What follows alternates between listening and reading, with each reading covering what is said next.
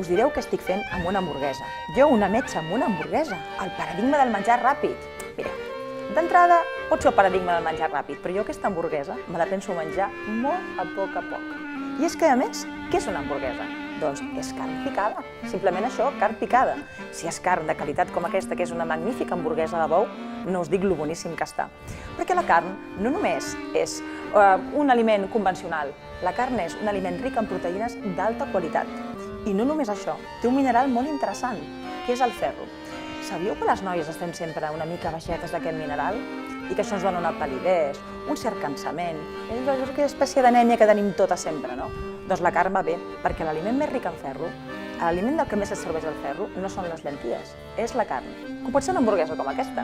I si, a més, va acompanyada de verduretes i d'una salsa d'Oporto que fan aquí, que és una meravella, no us dic el plaer que és. Jo tinc la meva versió, com sempre, d'hamburguesa. Carn picada de qualitat, barrejada amb pebrot escalivat vermell. La poseu una mica planadeta i la poseu a la planxa. Aquí també van verduretes, la meva, Ja em direu lo bo que és.